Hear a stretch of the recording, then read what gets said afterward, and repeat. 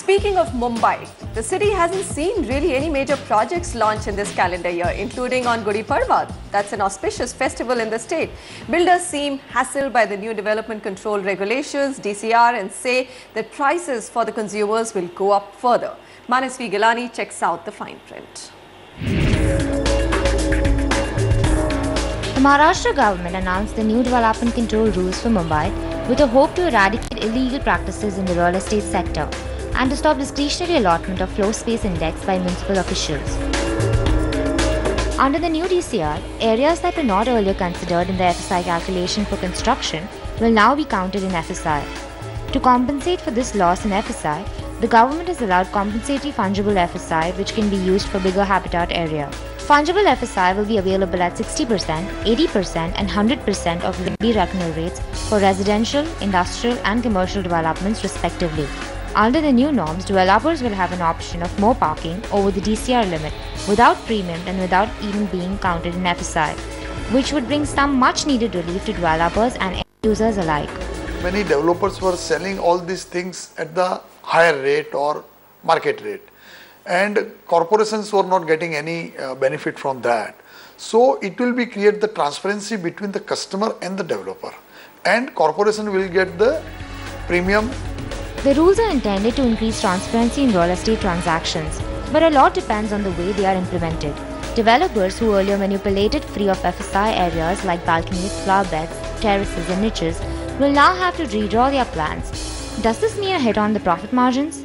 Developer balance sheet will definitely get affected because if previously I have calculated that this extra cost I am not required to pay, and today I have to pay by way of premium, whether fungible FSI or whether balcony or whatever user you call it. Second, from a consumer point of view, if you think, a developer ultimately has to pass on. So this 35% will be passed on to the consumer because the consumer has to pay this price.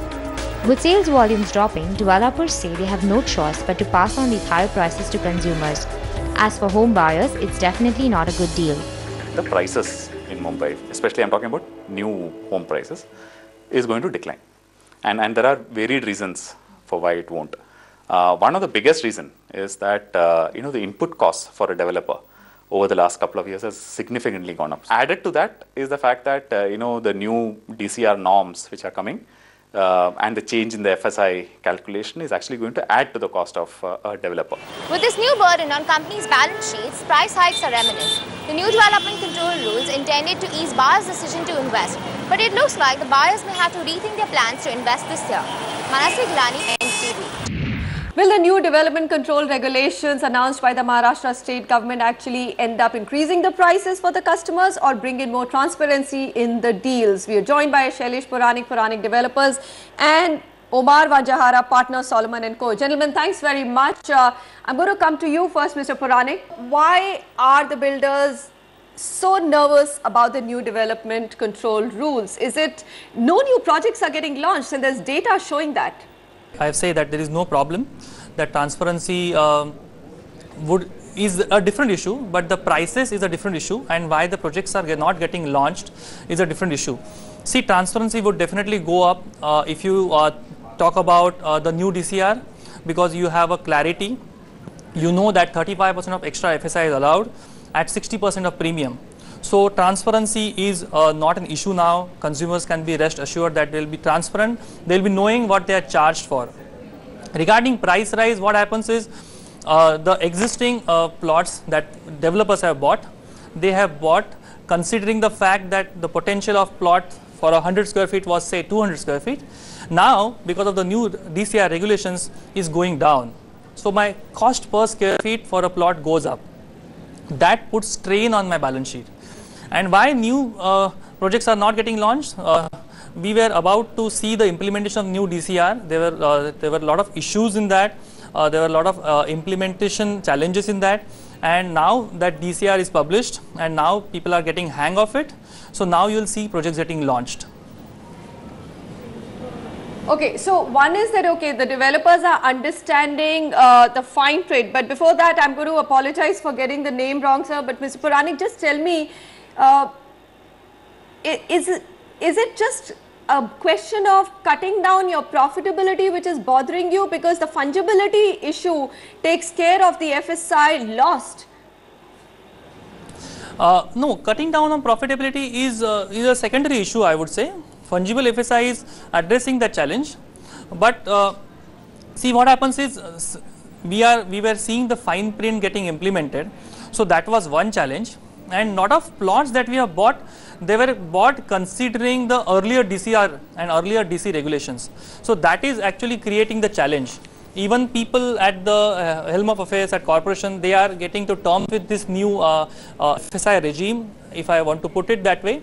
And you know, that is causing delay, that is also causing, you know, delays in the calculations which we do when we are actually launching a project. Mr. Vanjahara, what's your take on the new development regulations which have come in?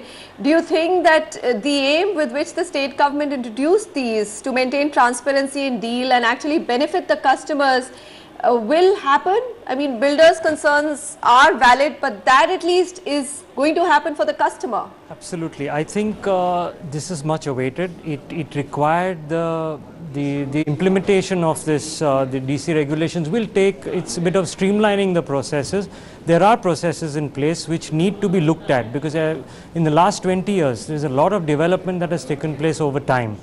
And this is much needed to bring about a transparency and to ensure that the end user benefits from the entire the processes which have been initiated via the new DC regulations. And it's a matter of when there's a growth pattern, when the growth pattern is in place, you have to ensure that things do change along with it. It may result in a bit of, there's a bit of teething problem the way I see it, but eventually it has to, regulations, policies are framed for the purposes of the interest of the general public. There are views which are required, and I think these processes need to be put in place. Sameer, there is this also expectation with the new regulations.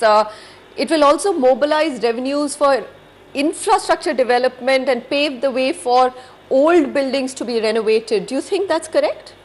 I don't think so, really. What I believe, first of all, is that some loopholes, if I come back to your first question on DCR, which you were discussing with the other panelists, I think only some loopholes have been plugged, because I'd like to make a very important point there, that the most important loophole, which was with respect to super to carpet area, that has still not been plugged.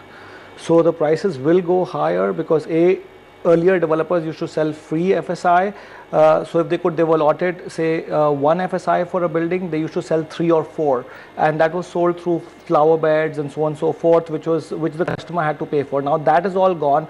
So these developers will now build a much more area within the flat in terms of they're getting much more area, but they'll sell it. So they'll charge a much more higher premium. I don't think it's revenue neutral entirely, but again, the customer will suffer, because what's going to end up happening is that the developer will just still sell the super to carpet area as a 60-40, which he was early probably doing as a 30-70 or a 40-60, but giving you more area through a flower bed and so on and so forth. So really speaking, I think the consumer is still going to suffer. Oops. And as far as the infrastructure is concerned, I don't think that's going to make much of a difference, because this is with respect to private development. All right. Yes, BMC will get 1,000 crores more. So if they start putting more money in infrastructure, then that may happen. Well, we'll hope that. What do you think, Mr. Puranik? Do you think that the revenues that the BMC will earn may go into infrastructure development? And what about the Slum Rehabilitation Authority? I believe that's not received too many proposals after the DCR has been, announced. And also, I believe there was a meeting very recently to discuss the fine print as well. Yeah, regarding the infrastructure getting benefited, yes, the revenues of BMC are likely to go up. There is no doubt about that. But we need to see that revenue that BMC generating put to actual use. It should be put to the area where it is needed to build roads and other infrastructure. So I feel, yes, there is a kitty which is getting created because of the fungible FSI, and which is getting charged at 60% or 100% of ready decking rates, which can be used to address the challenges of infrastructure. Regarding the second question, if you can repeat that. Yeah, I just wanted to understand from you that even slum redevelopment project proposals have started to taper off after the DCR announcement. You think that would also become a problem? See, in the DCR for slum redevelopment also, there are many issues which need to be addressed. There are many challenges, I would say, in the DCR and as well as the implementation of the slum rehabilitation, SRA rules, which are as it is called.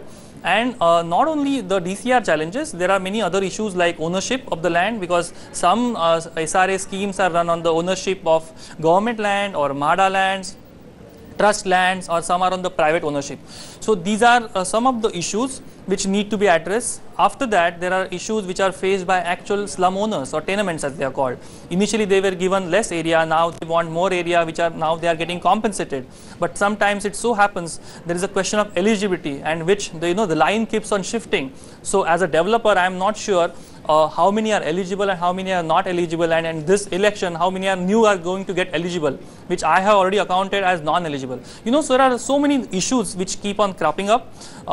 There are a lot of political issues, socio-political issues I would call it, which also need to be addressed for this SRA scheme to be made successful, because it is not only DCR, it is title issues, it is issues on the ground, social issues that you have to deal with on the ground, how they will be compensated by area, how many people will be eligible, how much area once you allot they will be satisfied with. So many issues are there. I think you need to take care of all these issues together so that you see more and more of SRA coming in for development. Okay, I'm going to come back to you, Mr. Vanjara, and ask you to give us your viewpoint in very crisply. What's the good, the bad, and if there is any ugly of the new rules from an absolute third-party perspective? I personally feel that there is nothing really bad about it. These rules, regulations, they were always there, part of in the DC regulations, and it's just a matter of implementing it the way they were supposed to be implemented. I mean, every city needs development, because every 20 years, if you look at development potential, the city is growing. You need to ensure that the processes, the rules are in place. I mean, you should not be given an opportunity to flout any of the norms or regulations which are there implemented for the general public. And it's generally the welfare, the entire the growth basically of a city it depends on the planning. So if you've been given certain liberties, I assume that those liberties must be used in the right perspective, not only to benefit oneself but also pass it on rightly to the end users and the public at large. Okay, in the story, Sameer, Sunil Mantri said that 35% is what could be the increase in prices, which the builders will have no option but to pass on to the customers. Are they justified in passing on the entire thing to the customers? And do you think it will be 35%? Because homes in Mumbai are just so expensive even now. See, partially it is justified, because earlier they used to get compensated by selling free of FAR balconies or flower beds. Today they have no other way. The money has to be recovered from the consumer. Right. And the good thing for the consumer is that now he'll get a much larger built up area. Rather than getting some open balconies and open terraces, and this carpet area used to be really small. In a city which is so it used to be like 30-40%, so at least you go up to about 50-60%. But he will have to pay the price for it. Land is the most expensive commodity in Mumbai. So having said that, depending on the area, I think the price impact would be 10 to 25%. But since pricing is a function of demand and supply today, and developers are facing a lot of crunch, so they're not really passing on these costs right now, because they would have made super normal profits otherwise. Okay. So now they'll be like normal profits. Builders making supernormal profits. I'm sure Shailesh Puranik is going to want to have a discussion all about that on how supernormal are builders' profits, because they have a absolute valid, at least if you look at their balance sheets, complaints that the profit margins are shrinking. Shailesh Puranik, thanks very much. Mr. Vanjara, thanks very much for joining us here on the discussion and making time to come to our studios. And we'll continue, of course, with Sameer, start taking more questions.